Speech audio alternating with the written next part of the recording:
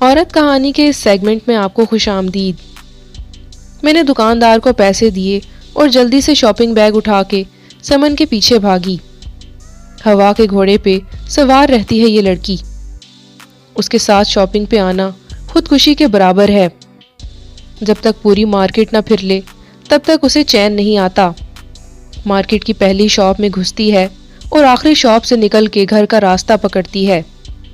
چل چل کے میرے تو پاؤں ہی دکھ رہے تھے اور وہ ایک کے بعد ایک شاپنگ بیگ مجھے پکڑا کے آگے نکل جاتی۔ میں تو خالہ کی وجہ سے آ گئی، ورنہ تو توبہ ہے جو میں کبھی آؤں۔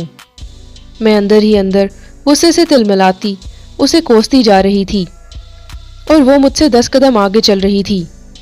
میں نے اسے ایک کپڑے کی دکان میں گھستے دیکھا۔ آہستہ آہستہ چلتی میں بھی اس دکان کے اندر آ گئی۔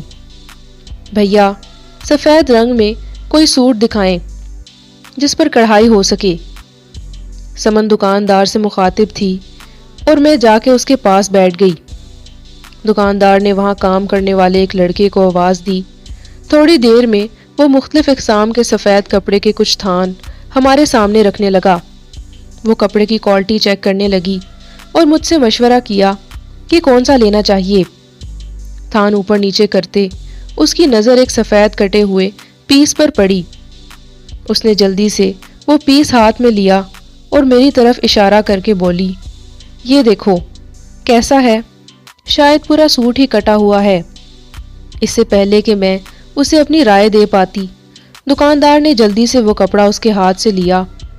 باجی، آپ اسے رہنے دیں، کوئی اور دیکھ لیں، یہ شاید غلطی سے آ گیا ہے۔ ہم دونوں دکاندار کے اس رویے پر حیران ہوئے۔ میں چپ رہی، لیکن وہ بولی، مجھے تو وہی کپڑا لینا ہے، آپ دکھائیے مجھے۔ وہ بضد تھی۔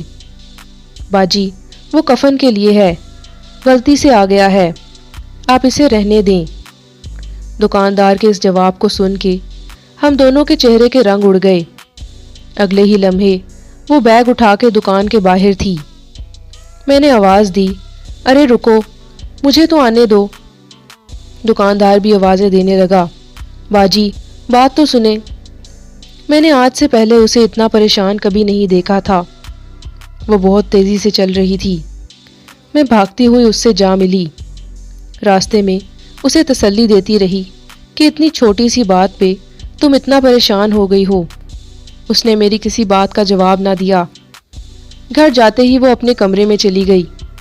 میں نے سارے شاپنگ بیگ خالہ کو پکڑائے اور اس کی اس حالت کا احوال سنا کے اپنے گھر چلی آئی۔ اگلی صبح امی نے میرے اوپر سے کمبل ہٹا کے جلدی سے اٹھایا۔ میں گھبرا گئی۔ امی کی آنکھوں میں آنسو تھے۔ میں ہڑبڑا گئی کہ آخر ہوا کیا ہے۔ کچھ بتائے بنا ہی وہ مجھے خالہ کے گھر لے گئیں۔ وہاں پہنچتے ہی میرے پاؤں تلے سے زمین سرک گئی۔ سمن اب اس دنیا میں نہیں رہی تھی۔ میں گھٹنوں کے بل اس کی لاش کے پاس بیٹھ گئی۔ دماغ کی نس پھٹنے سے اس کی موت واقع ہوئی۔ حیرانی اور پریشانی کے عالم میں میرے اندر سے ایک چیخ نکلی اور اس کے بعد میں اپنے حواس میں نہ رہی۔ جب ہوش آیا تو امی آخری دیدار کے لیے مجھے اس کے پاس لے گئیں۔ کل جو سفید کفن دیکھ کے اس سے دور بھاگنے کی کوشش کر رہی تھی، آج وہی سفید کفن اس سے لپٹا ہوا تھا۔